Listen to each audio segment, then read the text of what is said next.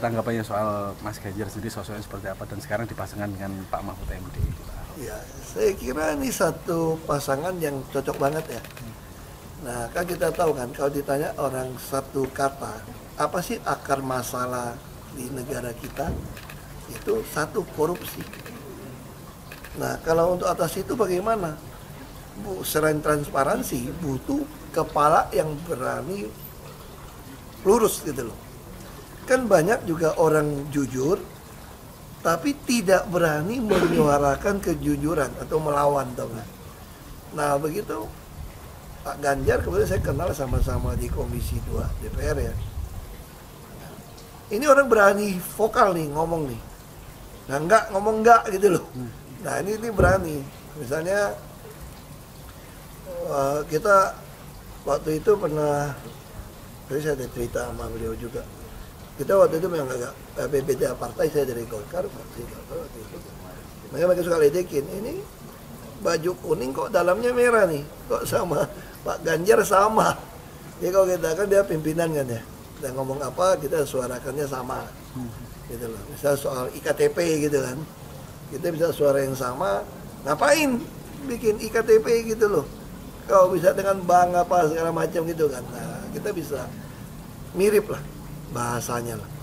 Nah, terus kita juga perjalanan dinas juga pernah bareng. Nah, dan beliau juga termasuk, saya bilang kita utang kepala nih. Waktu itu orang bilang nggak mungkin, partai teman partai waktu Komisi 2 nggak mungkin Ibu Mega kasih kamu dampingin Pak Jokowi jadi wakil. Nah cuma Pak Ganjar yang bilang, mau taruhan nggak lo? Saya jamin Ibu Mega pasti pilih lo katanya yang jadi damping Pak Jokowi. Kan bagi orang lain nggak mungkin, karena minus kan. Nah tapi beliau, saya bilang ini ideologi. Beliau itu pegang teguh ideologi, punya keyakinan, ikut PD Perjuangan. Nah tambah Pak Mahfud nih. Nggak ada orang yang ngomongin berani bukti terbalik, sita harta segala macam gitu kan. Nah saya yakin kalau pasangan dua ini digabung, kan kita sampaikan dari awal kan, akar masalah bangsa kita adalah korupsi. Kita harus perbaikan gaji apa segala macam. Nah, dengan pasangan yang berani memberantas korupsi, memperbaiki birokrasi, dengan memperbaiki juga istilahnya kompensasi dan benefit dan gaji lah ya. Itu. Nah saya yakin kita akan bisa menuju Indonesia Emas 2045. Makanya saya bersyukur sekali Ibu Megawati yang memang bijak dari dulu, nggak hitung-hitungan primordial, nggak hitung-hitungan duit. Nah, kan sama tuh waktu calonkan saya dengan Pak Jokowi kan, saya masih ingat ada orang yang nyeletuk begini, nggak salah tuh nyalonin dua orang yang sama-sama kere miskin gitu loh, nggak salah tuh. Ini kan Jokowi Ahok udah orang daerah sama-sama kere miskin kok dicalonin. Nah sekarang mungkin orang kan berpikir nggak salah tuh Ganjar Mahfud sama-sama kere tanda kutip ya. Nanti itu mau butuh berapa duit, uang saksi aja nggak bisa punya kan. Tapi kan akhirnya masyarakat nyumbang, masyarakat digerakkan untuk nyumbang. Nah selama saya yakin kok masyarakat kita kan bukan bodoh kan. Waktu saya calon gubernur aja, kalau nggak salah dapat 70 berapa miliar resmi masuk ke bank, sampai di stop dari KPUD karena melebihi. Jadi sebenarnya rakyat itu ngerti kok pilih orang, bahkan mau nyumbang sebetulnya. Asal Anda betul-betul teruji. Nah yang dibutuhkan rakyat itu apa? Selama ini kan nggak salah ada Pak Jokowi sama saya masuk kan orang boleh lihat nih, oh ada loh pejabat yang mau kerja, yang mau ngurusin orang. Nah sekarang rakyat butuh, ada nggak pejabat yang berani sikat koruptor, perbaikin sistem, dan itu teruji kan, berani pecat orang yang main. Pak Ganjar lakukan kepada dia, berani dipecat, nggak ada urusan. Pak Mahfud berani teriak ngomong nih, ngerti hukum lagi semua kan, dan juga orangnya juga takut akan Tuhan, itu yang penting. Saya kira Pak Ganjar juga orang yang takut akan Tuhan, nggak pernah tinggalin sholat, nggak juga bisa. Saya kenalkan sama-sama itu kan. Nah itu yang kita butuhkan. Kalau orang takut akan Tuhan, dia pasti tidak berani macam-macam. Karena takut akan Tuhan akan kasih dia hikmat kan. Hikmat untuk putusan demi putusan. Dan dua pasangan ini dengan karakter teruji, dengan track record yang jelas, kita yakin akar masalah di Indonesia korupsi bisa kita selesaikan. Itu yang saya syukuri dengan pasangan dua ini. Itu sih. Soal lain, soal putusan MK yang banyak diperdebatkan pakar ahli tata negara, menurut Pak Ahok sendiri gimana? Nah, saya kira ya, secara hukum konstitusi, MK memang nggak bisa banding ya. Putusan dia itu adalah mutlak. Walaupun secara kita berpikir, mungkin hanya secara etika lah, secara moral gitu ya. Dia ngambil kerjaannya DPR dong. Kan coba lihat putusan-putusan dia yang lain. Selalu dikembalikan, saya pada DPR juga bareng, pernah di Badan Legislasi juga. Semua putusan MK membatalkan atau menambahkan itu harus diselesaikan oleh DPR. Kira-kira gitu kan. Tapi putusan kali ini kan boleh nggak? Boleh-boleh aja. Dia yang maha kuasa kok untuk konstitusi kok. Tapi secara etika saya pikir ya, secara aturan kan kita udah punya porsi masing-masing nih. Legislatif ya salah satu ya legislasi. MK yang menjaga konstitusi supaya undang-undang apapun yang keluar tidak melawan konstitusi kita, kan itu tujuannya.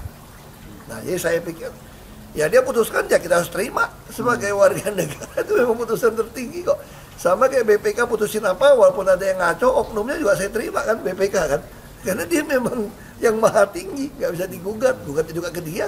Apa yang mau digugat?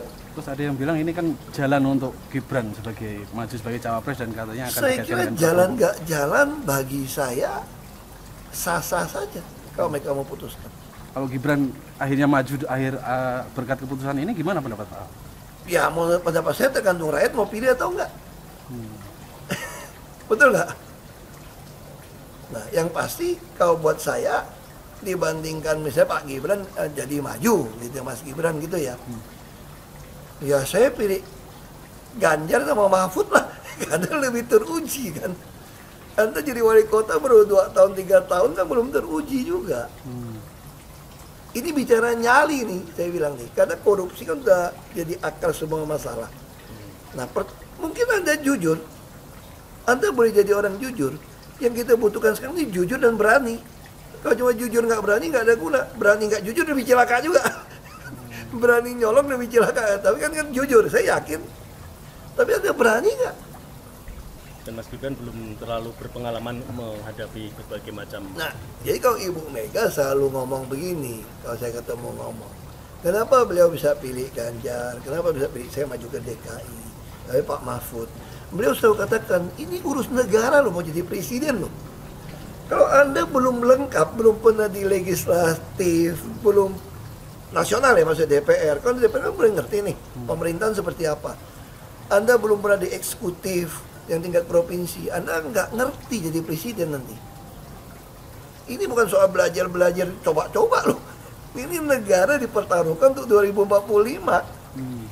Kita kan mau mencapai 100 tahun ini mau jadi apa? Kalau coba-coba, ini negara sebentar lagi 300 juta penduduk kita. Mana boleh kita kasih orang coba-coba.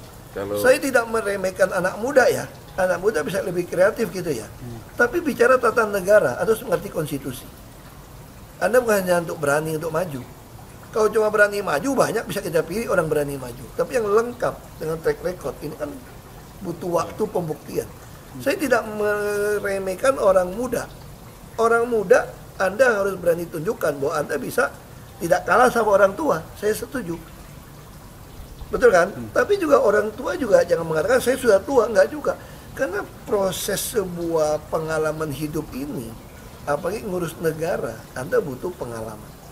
Minimal legislatif di DPR. Itu yang disampaikan oleh Ibu Mega. Tapi kan akhir-akhir ini banyak yang meributkan soal ini ngurus negara loh, bukan keluarga. Itu tanggapan Pak Ahok gimana? Nah, saya nggak mau campur gimana pun, Pak Jokowi kan teman saya. Ini teman, dan saya menganut satu filosofi begini ya. Siapapun jadi presiden, itu seizin Tuhan. Izin Allah.